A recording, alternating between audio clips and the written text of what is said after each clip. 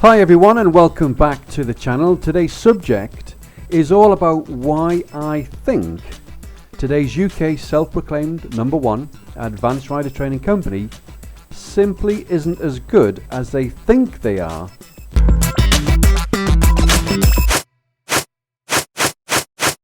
And we are of course talking about IAM Road Smart. And as usual, if you're new to the channel, then welcome. And feel free to locate and view any of my other videos, which are all about motorcycle training standards and are often interlinked. And don't forget to like and subscribe. That seems to be a contradiction coming from me, but the request will become clear in the near future. Why do I say that today's advanced rider training bodies are not as good as they are in their sales advertising? And there's more than one of them. It's simple economics. Today's economics do not allow you to be the best, but clever advertising suggests that you are. Our TV advertisements, radio station advertisements, local media platform advertisements are cramming us and overloading us with advertisement blurb 24/7. And this includes this YouTube channel. Any advertising has always and will always continue to be deceitful. Wasn't it Stephen Fry who once said, "Unfortunately, 80% of all business conducted is deceitful"? Stephen Fry, of course, being a very intelligent and respected scholar. So why do I think the IM falls within the realm of not being as good as their advertising? Well, firstly, by my personal experience of purchasing all of their motorcycle rider training products and proving them to be under par. What do I mean by this? I have never received any rider tips or rider advice from any member of the IM in a bid to correct my riding on occasions where I've presented myself for open criticism. And I'm talking about observed rides. No observer has ever improved my riding standard, my riding style, my motorcycle rider's knowledge, or my motorcycle technical ability. In fact, I have found all the IM observers and coaches and examiners to be lacking in real-world riding experience, which is quite ironic as they call themselves the best or the highest standards. I have taken the advanced rider test not once but 3 times, and before you start jumping to conclusions, I did it for interest purposes only over a period of 20 years.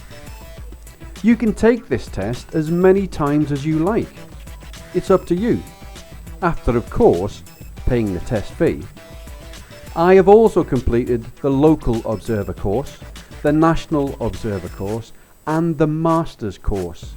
Each of these course experiences have been documented in previous videos, so feel free to take the time and go and watch them and like and share them with as many people as you feel fit. But what makes me seem so arrogant that I can make such statements? That, my friends, is another video which I will get to. But for the here and now, let's look at why I feel the IM cannot attain the standards which they have built upon since the IAM was first formed.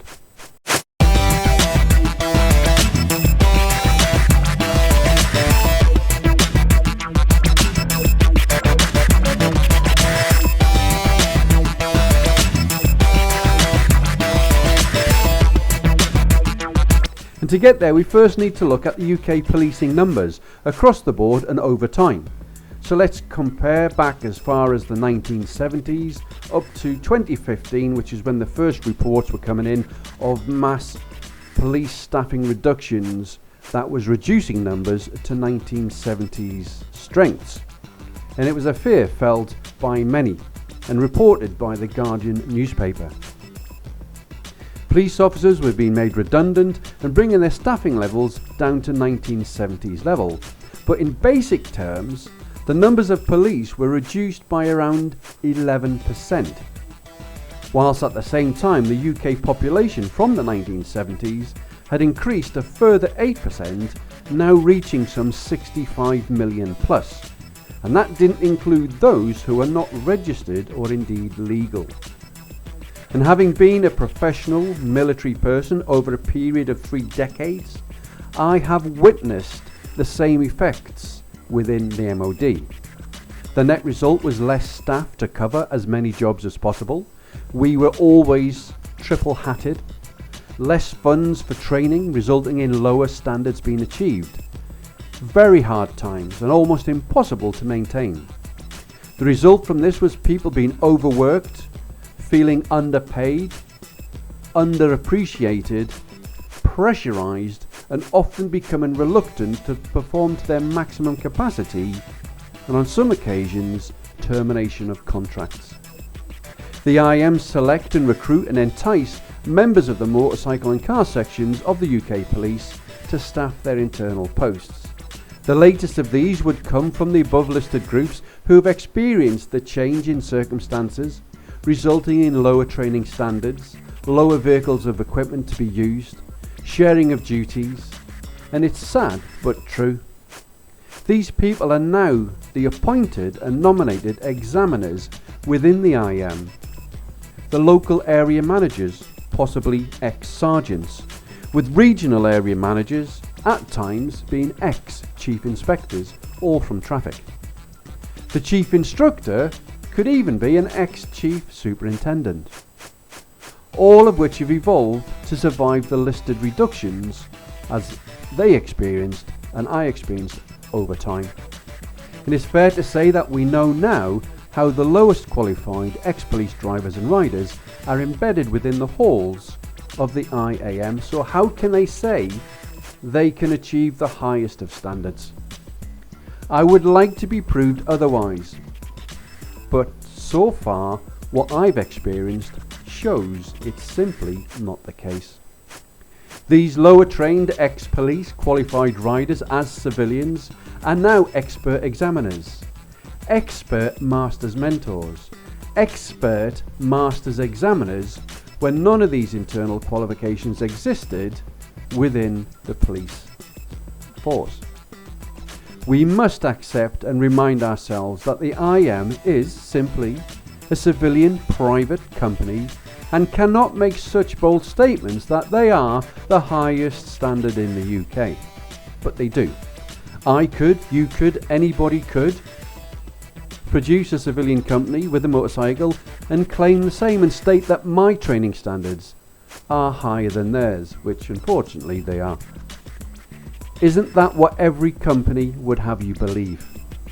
Here in the UK, we appear within the realm of advanced rider training to experience Hobson's choice, which is probably why the IM has survived so long and for no other reason. I believe if another private investment company wished to provide a rider training competitive company, the IAM would struggle to exist. But bear in mind, the backbone of the IM is from the volunteers, the people like me, the people like you. Without, the IM could not exist and could not financially sustain itself. Remove us, there is no IAM.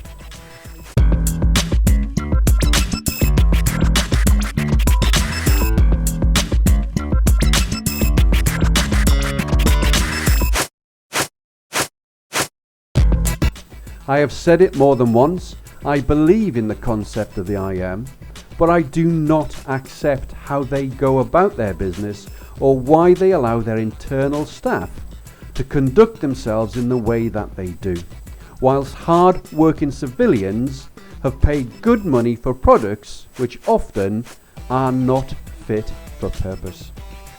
When a paying customer complains to a major online jungle-named product delivery company, the response from them is very professional. The IM could learn plenty from them.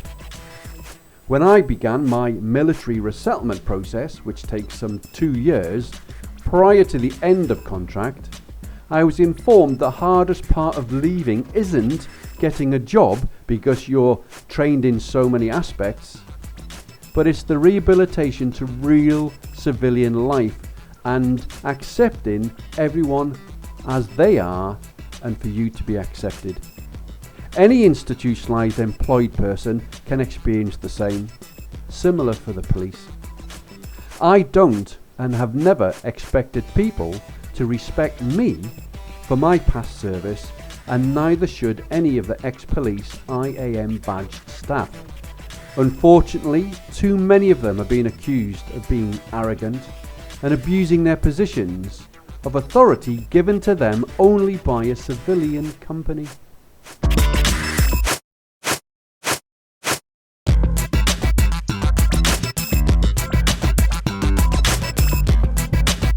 It's just not right, but it has to change. Only then can the IM really begin to believe that they can move forward towards being the best. Every day is, of course, a school day, and we can all and should learn from each other and never believe that we are the best, regardless of offers of help from others.